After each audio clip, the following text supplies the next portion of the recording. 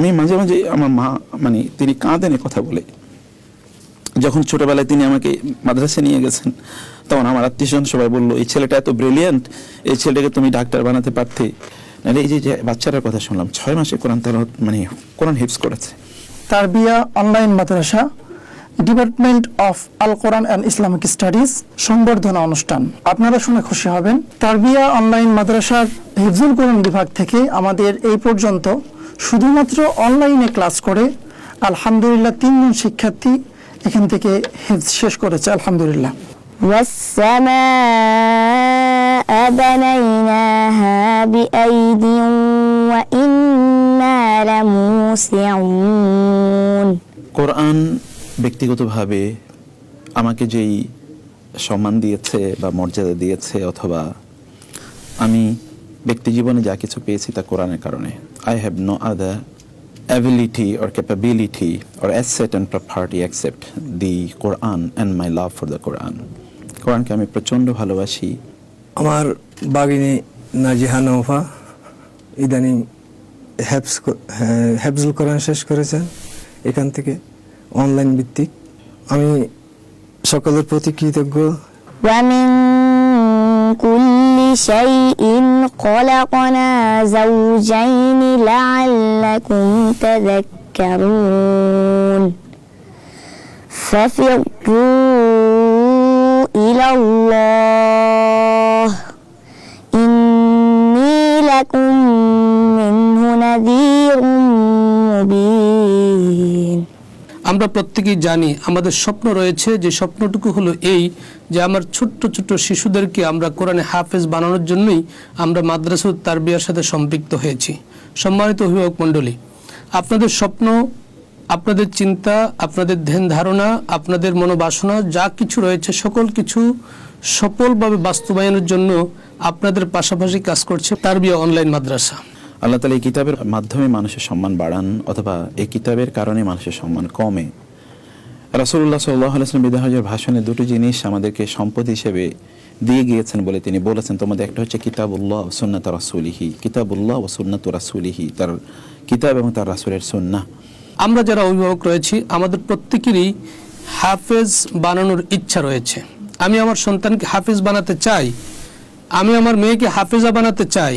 সে হাফেজ এবং হাফিজা হওয়ার জন্য আগে বাবা মাকে পরিবর্তন করতে হবে।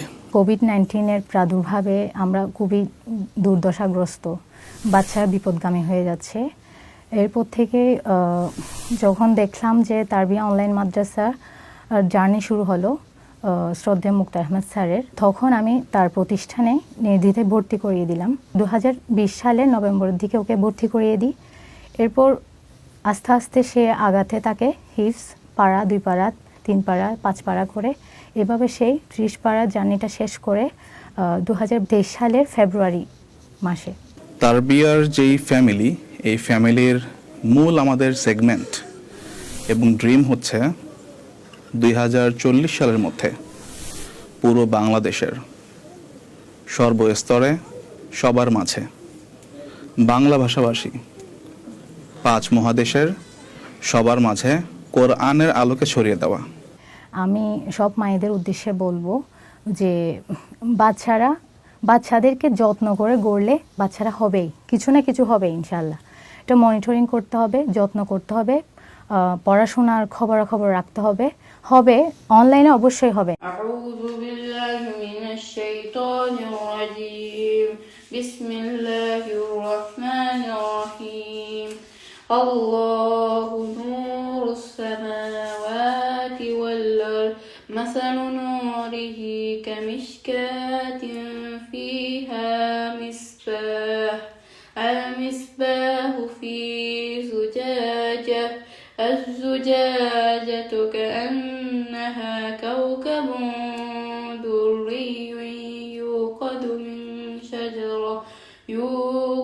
من شجرة مباركة زيتونة لا شرقية ولا غربية يكاد زيتها يضيء ولو لم تمسسه نار على نور يهدي الله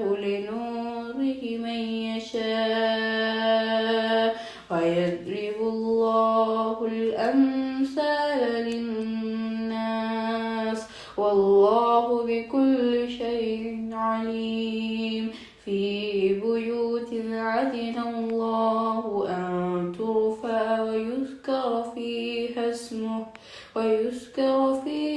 اسمه يسبح له فيها بالغدو والآصال আমি বিগত 10 বছর যাবৎ ইতালিতে আমার পরিবার নিয়ে বসবাস করি।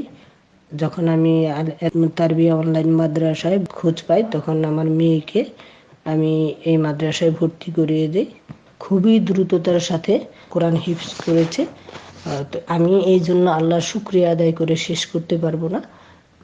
এবং এই তারবিয়ার এমন একটি অনলাইন মাদ্রাসা যেখানে দ্বীনি শিক্ষা এবং চর্চা করার ব্যবস্থা আছে, যেখানে যোগ্য অনেক উস্তাদ আছেন যারা দ্বীনি শিক্ষা দেন। এবং বিশেষ করে মুক্তার আহমেদ স্যার প্রতিষ্ঠাতা যে তারবিয়া অনলাইন মাদ্রাসা, তার কথা না বললেই নয়।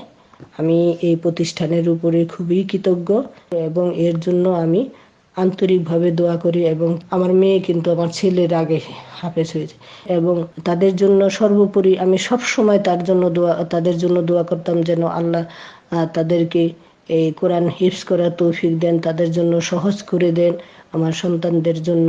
কারণ আমরা যেই পরিবেশে থাকি আসলে এখানে তো ওইভাবে দিন চর্চা বা দিন শিক্ষার তেমন পরিবেশ নেই। তারপরেও আমি আমার সাধ্য মতন আমি চেষ্টা করে গিয়েছি, এবং আল্লাহর অশেষ দয়া, আল্লাহর যদি দয়া না থাকতো তাহলে কখনোই এটা সম্ভব হতো না যে তারা কোরআনের হাফেজ হবে। আপনারা সবাই আমার সন্তানদের জন্য দোয়া করবেন যেন তারা আল্লাহর দ্বীনের দায়ী হতে পারে এবং তারা দ্বীনের খেদমত করে যেতে পারে। তাদেরকে আল্লাহ যেন কবুল করেন। আমার সন্তানদের শিক্ষকের কাছে আমি চিরকৃতজ্ঞ। নূর আমার ভাগ্নি, রোম প্রবাসী, ও অনলাইনে আপনাদের এই তারবিয়া সংস্থার মাদ্রাসার মাধ্যমে অনলাইনে কোরআন হিফজ করে সে হাফেজা হয়েছে। এই জন্য আমার পরিবার, আমি এবং আমার আত্মীয় স্বজনরা সকলেই গর্বিত। নাহলে এই যে বাচ্চাটার কথা শুনলাম 6 মাসে কোরআন তেলাওয়াত কোরআন হিফজ করেছে, এটা আই ক্যান নট ইমাজিন। অনলাইনে আমরা আমাদের কোরআন আলো প্রোগ্রামগুলোতে দেখেছি কখনো কখনো 40 দিনে 39 দিনে কোরআন হিফজ করেছে বাচ্চারা। সেটা তারা 24 ঘন্টা এর মধ্যে একটা রুটিনের মধ্যে থাকে, কিন্তু এটা হচ্ছে সত্যি করতে কোরআনের মিরাকল। কোরআন এদের মাধ্যমেই কোরআনের যে মুআজিজা আছে, মুআজিজা প্রকাশ করবে। বিশ্বাস করুন, আপনি যদি আপনার সন্তানকে যদি সত্যিকার অর্থে আপনি তাদেরকে কোরআনের কাছে নিয়ে আসতে পারেন, তাহলে আর অন্য কোনো প্রপার্টি তাদের লাগবে না। কোরআনের কাছে যদি আপনি নিয়ে আসতে পারেন, যদি আপনি তাদেরকে কোরআন দিতে পারেন, তাহলে তাদেরকে নিয়ে আপনার কোনো টেনশন থাকবে না। কোরআনই ওদেরকে গাইড করবে। কোরআন তাদেরকে, ইমাম শাফি রহমাতুল্লাহ তিনি কাবার চারপাশে তিনি তাওয়াফ করছিলেন, তো সেখানে দেখলেন একজন ব্যক্তি তিনি কোরআন তেলাওয়াত করছেন আর তাওয়াফ করছেন। তখন তিনি জিজ্ঞেস করলেন যে মা ইয়াফআলু হাদা, এই লোক করে কি? তখন কেউ একজন বললেন যে হুয়া হাফিজুল লিল কোরআন ইয়াকরাউল কোরআন, তিনি কোরআনের হাফিজ এবং তিনি কোরআন তেলাওয়াত করছেন। তখন তিনি বললেন, ইমাম শাফি রাহমাহুল্লাহ, হাফিজাল কোরআন ফাল কোরআন ইয়াহফাজহু, সে যেহেতু কোরআন হিফজ করেছে এই কোরআনই তাকে রক্ষা করবে। আমরা হাজার হাজার মানুষের কাছে কোরআনের মেসেজটা পৌঁছে দিতে চাই। ছোট্ট পরিচয় থেকে শুরু করেছি, অনেক সমস্যা, অনেক সম্ভাবনা, সব মিলিয়ে বাংলাদেশের টিপিক্যাল ম্যানেজমেন্টের অনেক জটিলতা থাকে।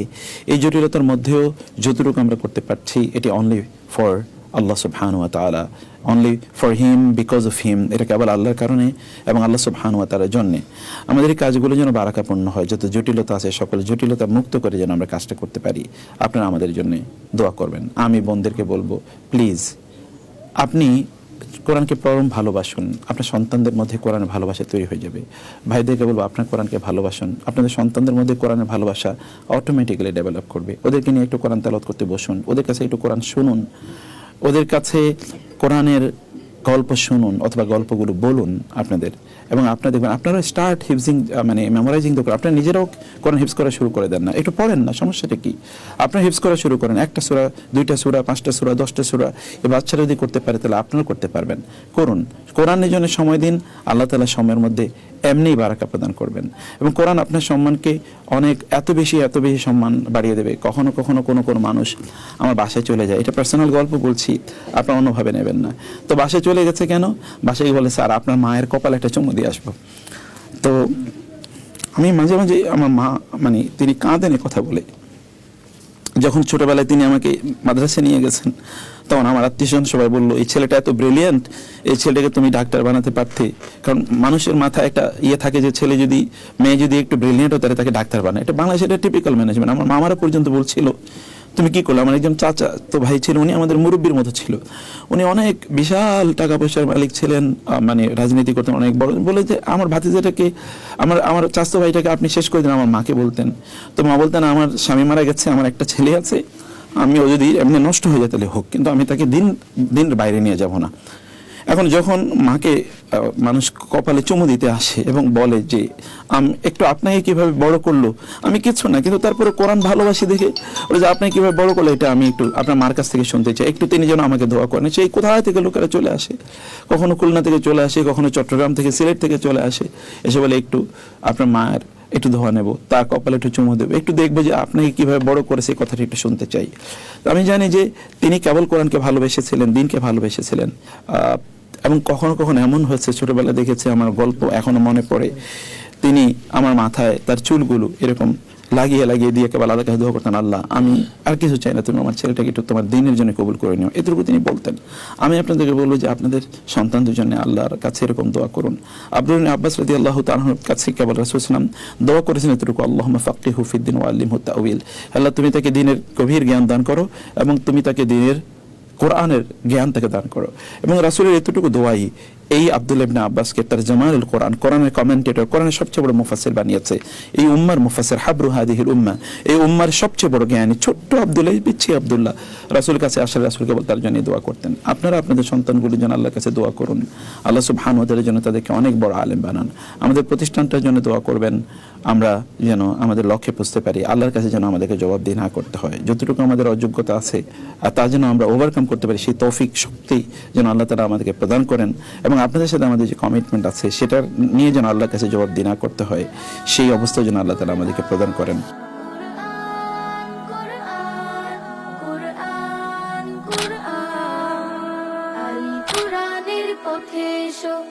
আল কুরআনকে ভালোবাসো, আল কুরআনকে বুঝো তুমি দিয়ে মনোপ্রাণ।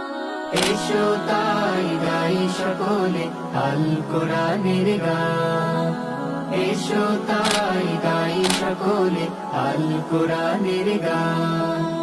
আল কুরআনের পথে এসো, আল কুরআনকে ভালোবাসো, আল কুরআনকে বোঝো তুমি দিয়ে মনোপ্রাণ। এসো তাই গাই সকলে আল কুরআনের গান, এসো তাই গাই সকলে আল কুরআনের গান। ইকরা